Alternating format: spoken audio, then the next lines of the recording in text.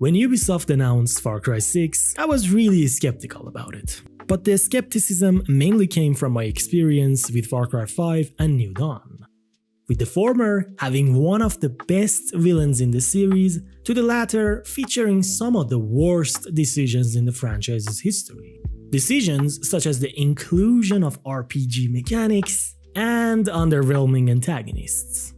All of these points had me worried about Far Cry 6. I thought to myself, how can Far Cry 6's villain beat the likes of Joseph Seed from Far Cry 5 or even Voss and Pagan Min from older games? But seeing a great actor such as Giancarlo Esposito taking the role of the game's main antagonist had me really excited.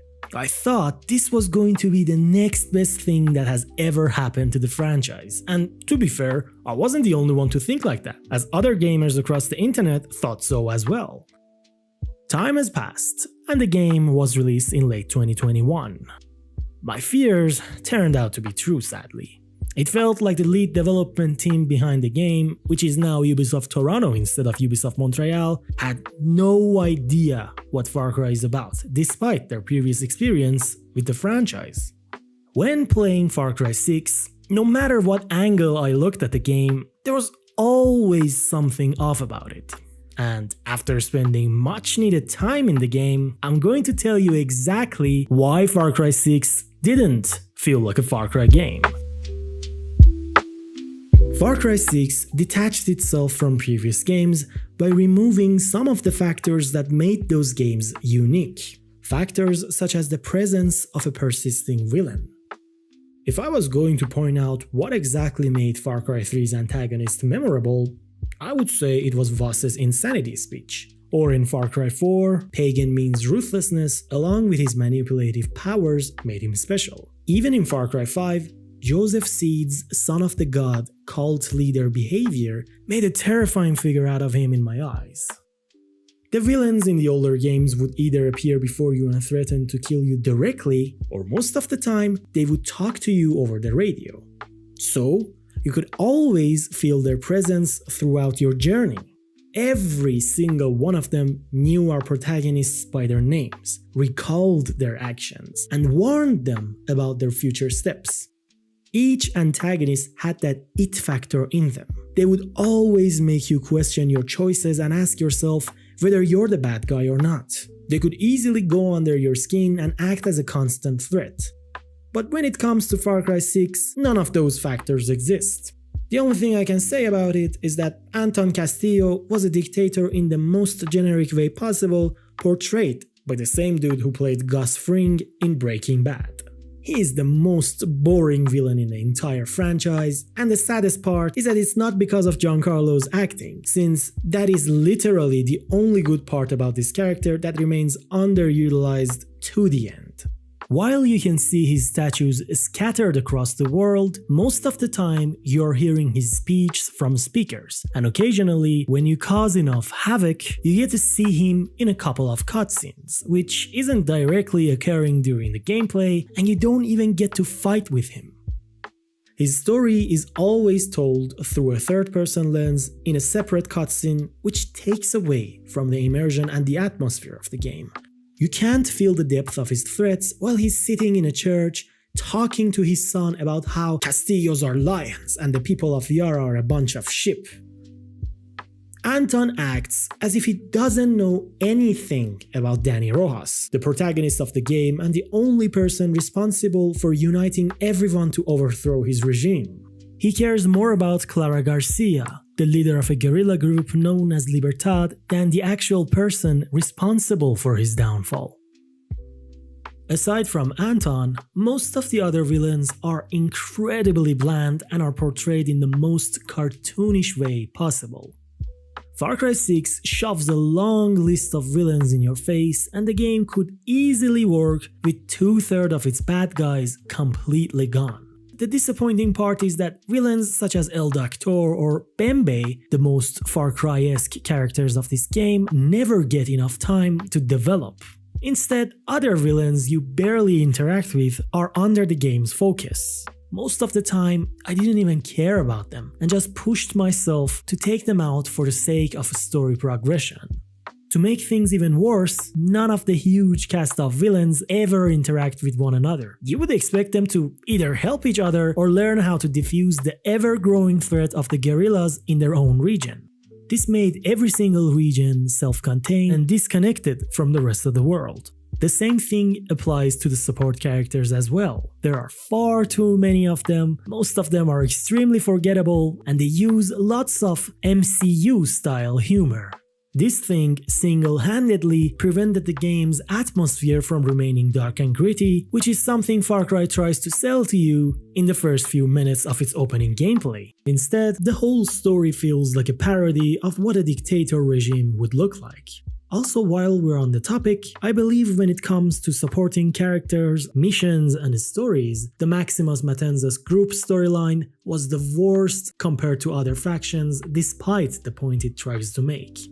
The guerrilla factions also suffer from the aforementioned self-contained problem, as none of these groups are willing to help Danny or other factions regain control of an opposite region from Castillo's forces. By now I mentioned Danny's name a couple of times, and let's say I'm glad that Ubisoft went back to the voiced main character style, as this was one of my biggest gripes with Far Cry 5's silent deputy. Let's face it, the deputy never had enough depth to his character compared to other silent protagonists such as Gordon Freeman from Half-Life 2, so making him totally silent felt ultimately wrong. Danny, on the other hand, always reacts to everything. The voice actors of both male and female versions have done a great job portraying feelings, and to add even more personality to the character, Danny might sing from time to time. However, changing the perspective of cutscenes from first person to third person deprived the intimidating feeling of interacting with characters for the sake of a cinematic experience. Danny's overall backstory justifies some of the actions the protagonist takes, but when it comes to the finale, the story rushes to its closure, everything starts to fall apart, and the abrupt ending makes everything seem pointless. Danny doesn't have many choices in the story sequences, and even in the rare few moments that the game allows you to choose, your choices do not affect the story in any meaningful way. The best example would be the McKay mission, where you get to kill him or let him escape. The outcome for choosing either of those options is limited to the reward you're getting for completing the mission.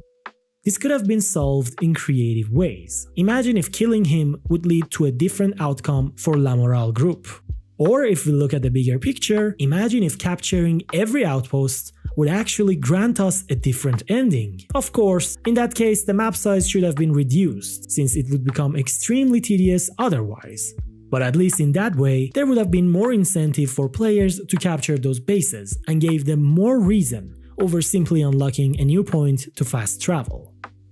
Also, you're supposed to feel like you're trapped in a harsh world with limited technology, an extremely low number of supplies, oppressed environments, and the constant presence of the oppressors.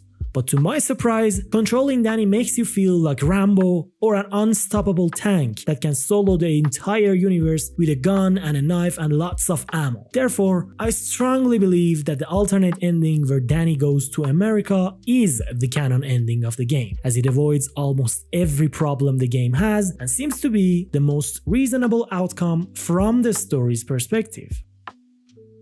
Since Ubisoft Toronto doubled down on some RPG mechanics, enemies now have health bars above their heads. There's also an active level scaling system which grows higher as Danny levels up.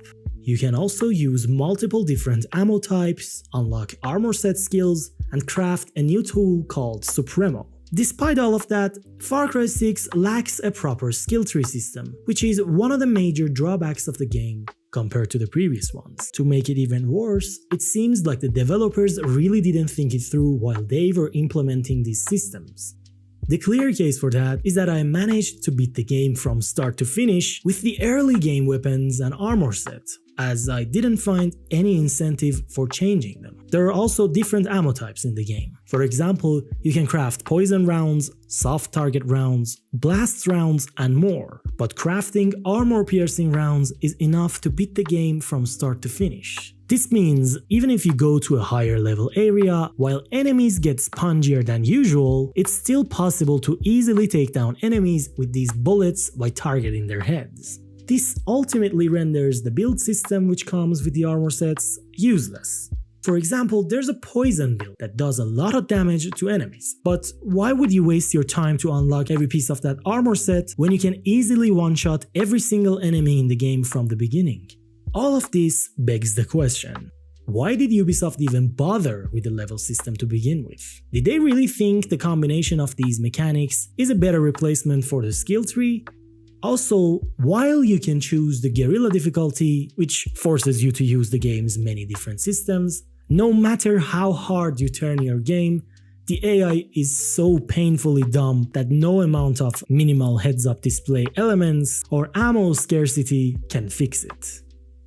The open world in Far Cry games were never small, but Far Cry 6 goes all out to feature the biggest map in the series. Yara is a tropical island with lots of jungles, villages, towns, and an actual capital city, which is a first for the series. But due to the sheer size of the game, there isn't much to do in the city and it feels very rushed.